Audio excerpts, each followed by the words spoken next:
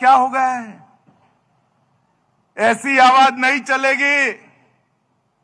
यहां से मोदी जी तक आवाज जानी चाहिए। इस बार साउथ गोवा में भारतीय जनता पार्टी का कमल खिलने वाला है। मेरे साथ दोनों हाथ उठाइए। अंत तक वहां खड़े हुए भाई बहन भी हाथ उठाए। विजय के संकल्प की मुट्ठी भींचिए और प्रचंड आवाज से बोलिए, भारत माता की, भारत माता की, भारत माता की। मंच पर उपस्थित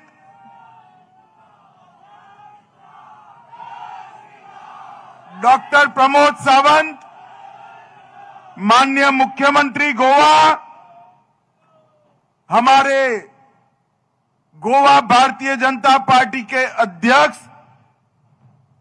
श्री रमेश, गोवा विधानसभा के अध्यक्ष, गोवा विधानसभा के सदस्य श्री रमेश तावड़कर जी, श्री श्रीपाद नाइक जी, प्रदेश अध्यक्ष गोवा श्री सदानंद तनावड़े जी, श्री विश्वजीत राणे जी, हमारे मोविन गोडिन्हो जी, श्री सुभाष सिरोडकर जी, श्री रोहन खाटे जी, श्री रवि नाइक जी, श्री गोविंद गौड़ जी, श्री नीलेश कबराल जी, श्री नीलकांत हलारकर जी, श्री यहां पर उपस्थित हमारे पूर्व मुख्यमंत्री कामत साहब और आज गोवा साउथ की लोकसभा में इतनी बड़ी संख्या में आए हुए प्यारे भाइयों बहनों माताओं और मेरे जिगर के टुकड़े जैसे युवा मित्रों, आप सभी को नमस्कार। मित्रों, आज बहुत बड़े लंबे समय के बाद गोवा आया हूं।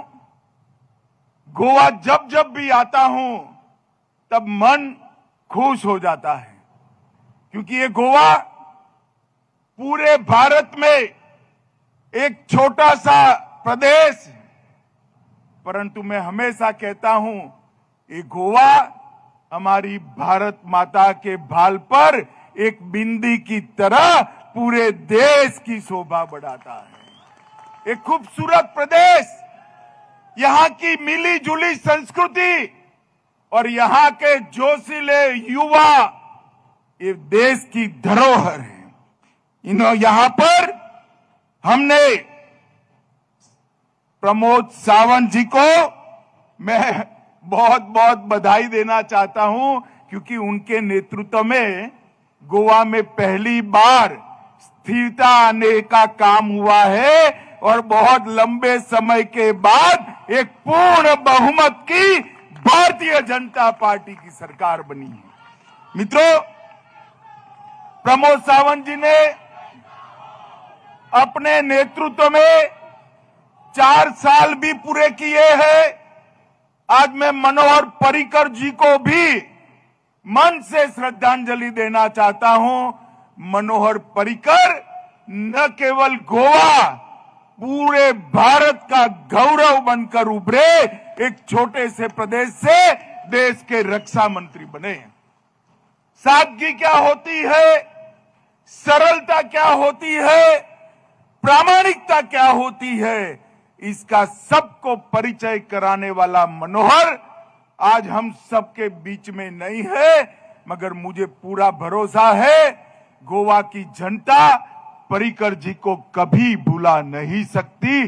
पर्रिकर जी की याद भारतीय जनता पार्टी के कार्यकर्ता और गोवा की जनता के मन में हमेशा रहेगा। मित्रों, अभी अभी राहुल बाबा ने अपनी एक यात्रा समाप्त की है। मालूम है ना, पूरे भारत में यात्रा में निकले थे और पूरे भारत की यात्रा कर कर सारे कांग्रेसी बड़े खुश दिखाई दे पड़ते थे। कि राहुल जी ने यात्रा कर दी, राहुल जी ने यात्रा कर दी, राहुल जी ने यात्रा कर दी। अब उसके बाद नॉर्थ ईस्ट के 3 राज्यों के चुनाव आए।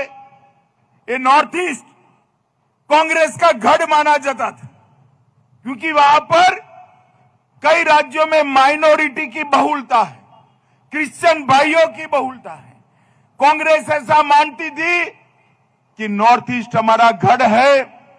गत चुनाव में हमने हराया तो कांग्रेस के नेता सारे कहने लगे, उस वक्त में राष्ट्रीय अध्यक्ष था, कि तो फ्लूक है, एक बार अचंभे में जीत गए हो।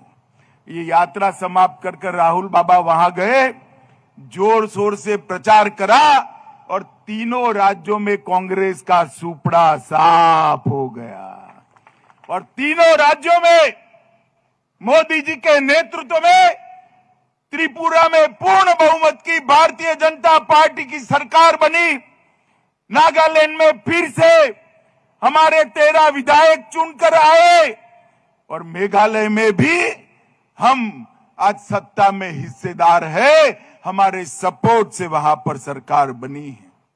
उत्तर पूर्व ने पूरे देश भर के अंदर एक संदेश भेजा है कि इस देश पर शासन करने का अधिकार उसी को है जो देश को सुरक्षा दे पाएगा, देश को शांति दे पाएगा, देश को विकास दे पाएगा और देश को जो समृद्ध बना पाएगा वो ही इस देश पर शासन कर सकता है।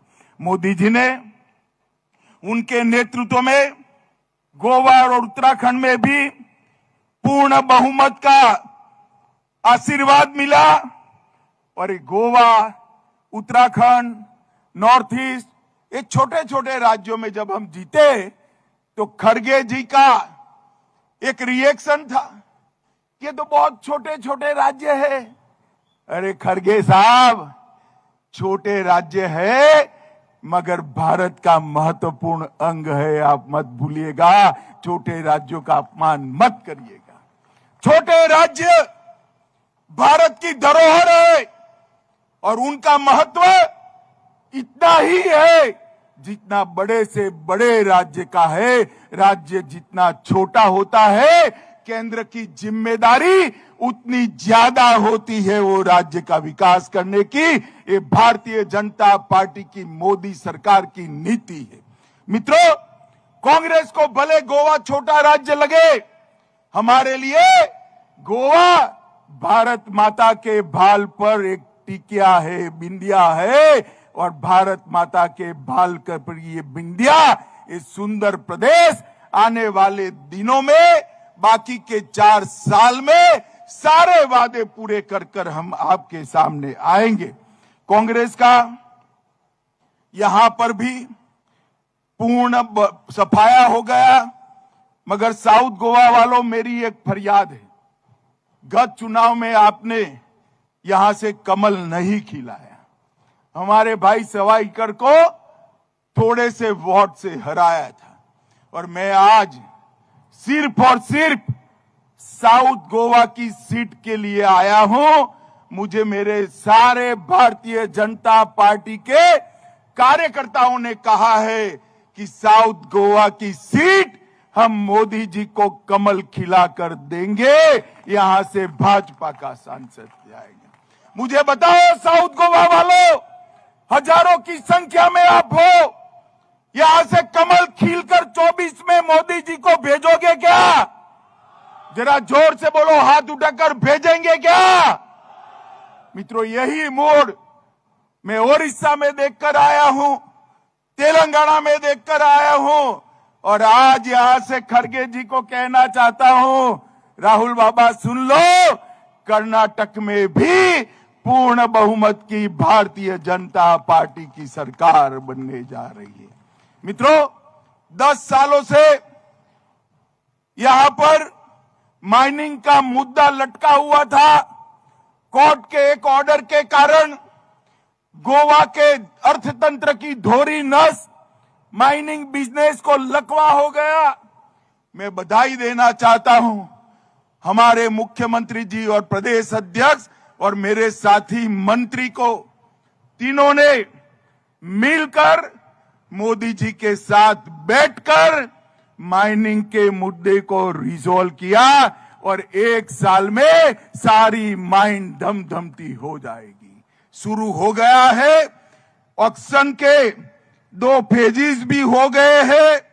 8 माइनिंग ब्लॉक ऑलरेडी अलॉट कर चुके हैं और इंडस्ट्रियल एक्टिविटी शुरू करने की कार्यवाही भी होगी। मित्रों, मैं आज गोवा सरकार को स्वयं पूर्ण गोवा के लिए भी बधाई देना चाहता हूं। 10 सूत्रीय कार्यक्रम स्वयं पूर्ण गोवा, जिसमें 90% सैचुरेशन आज प्राप्त कर लिया गया है।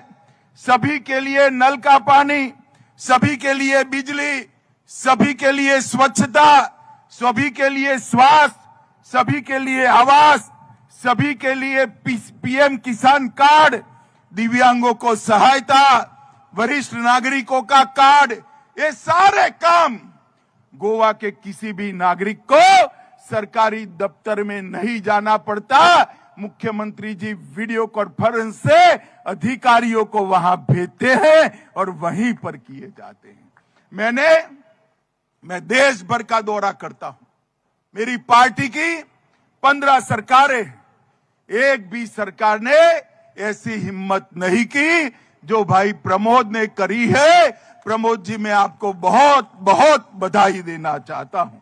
ये बॉटम अप स्कीम है, नीचे को ऊपर उठाने का काम है, जो भारतीय जनता पार्टी की अंत्योदय की नीति और मोदी जी के गरीब कल्याण के कंसेप्ट को जमीन पर उतारता है।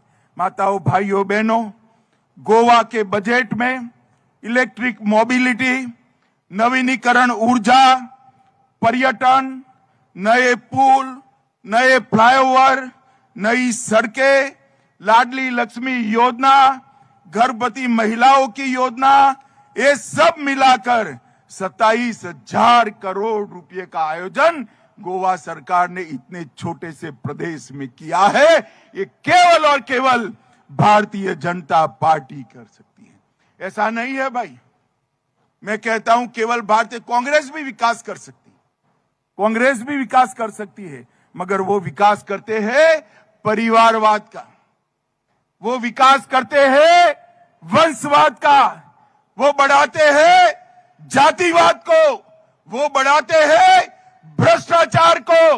केवल और केवल भारतीय जनता पार्टी इस देश में विकास की राजनीति कर सकती है, मोदी जी ही कर सकते हैं। और इसलिए भारतीय जनता पार्टी के 10 ही साल में 11वें नंबर पर से देश का अर्थतंत्र ब्रिटेन को पछाड़कर 5वें नंबर पर मोदी जी ने पहुंचाया है। मित्रों, 5वें नंबर पर पहुंचा है।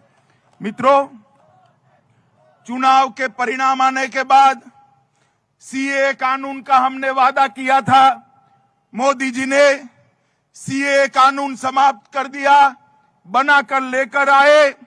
राम मंदिर का वादा किया था, राम मंदिर का निर्माण हो चुका है। काशी विश्वनाथ कॉरिडोर बनना शुरू हो गया है। कई सारी वंदे भारत ट्रेन चलाई, 22 एम्स बनाए, 23 आईआईटी बनाए, 20 आईआईएम बनाए, कई हवाई अड्डे बनाए। जल जीवन मिशन के तहत 6 करोड़ गरीबों के घर में शुद्ध पीने का पानी पहुंचाया। पीएम आवास के तहत करोड़ों घर दिए और भ्रष्टाचार मुक्त शासन अगर किसी ने लंबे समय के बाद दिया तो हमारे मोदी जी ने दिया। मुझे बताओ गोवा वालों, ये कश्मीर जो है ये हमारा है या नहीं है? बताइए जरा, जोर से बोलिए, कश्मीर हमारा है या नहीं है? धारा 370 हटनी चाहिए थी या नहीं हटनी चाहिए थी? एक कांग्रेस वाले धारा 370 को लटका रहे थे 70 साल से। आपने दूसरी बार मोदी जी को प्रधानमंत्री बनाया, मोदी जी ने कलम के एक झटके से धारा 370 को समाप्त कर कश्मीर को हमेशा के लिए भारत के साथ जोड़ने का काम कर दिया। माताओं, भाइयों, बहनों, इस देश को सुरक्षा मोदी जी ही दे सकते हैं। विकास और समृद्धि मोदी जी ही दे सकते हैं। आयरन और स्टील का निकास 2013 में 41,000 करोड़ रुपए का था। 22 दिसंबर में वो 80,000 करोड़ क्रॉस हो चुका है। 750 बिलियन डॉलर का निर्यात कर भारत विश्व में 5वें नंबर का एक्सपोर्ट करने वाला देश बन चुका है। हम विश्व की 5वें नंबर की अर्थव्यवस्था बन चुके हैं।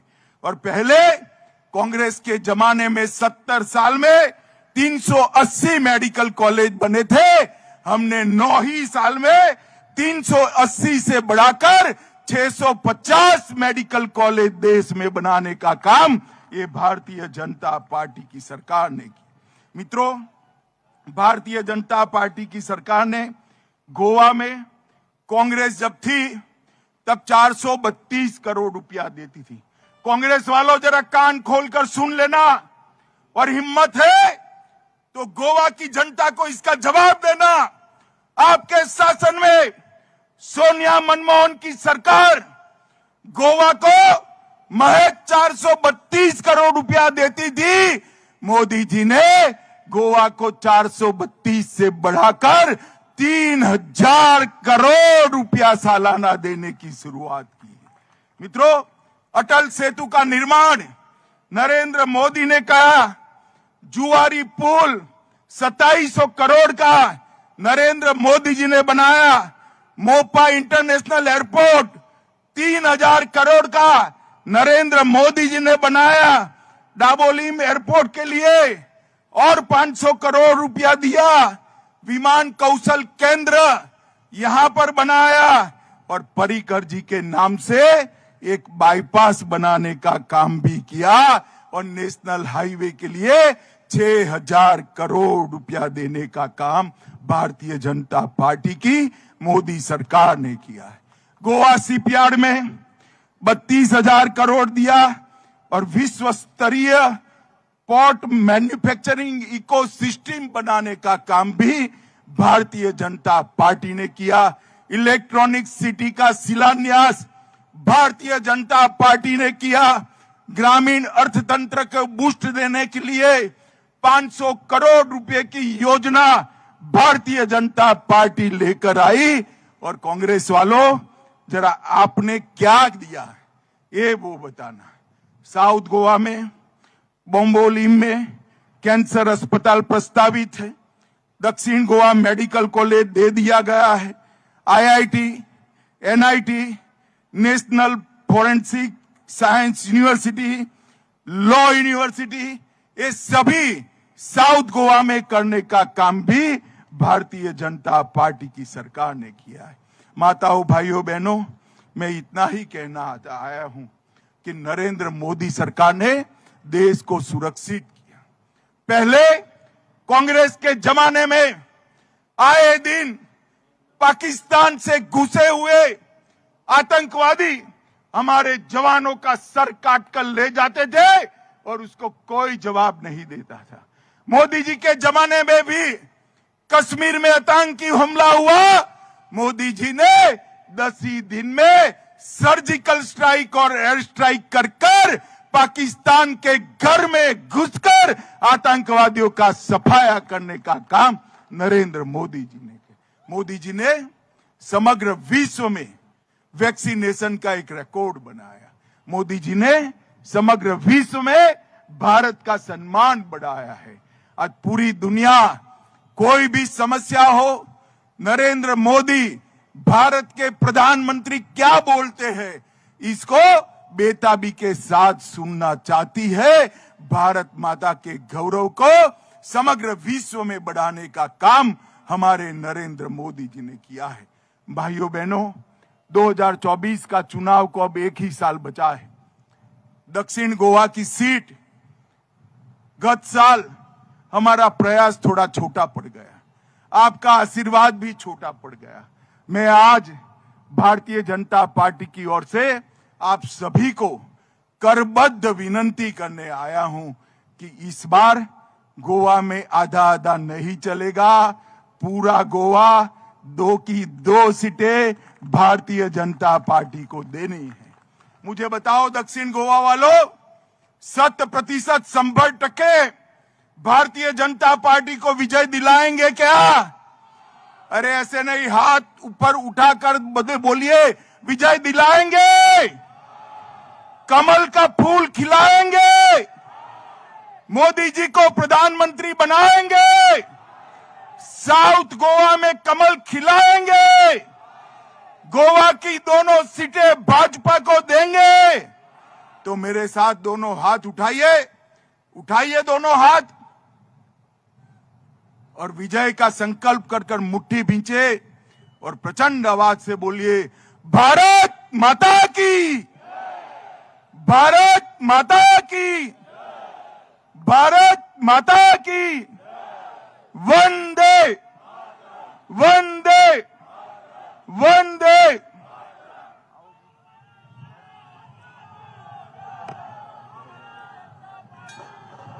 भारत माता के, बोलो भारत माता के। सगळ्याकडे विनंती असा, हांगसरल्यान जो कॉन्वॉय जो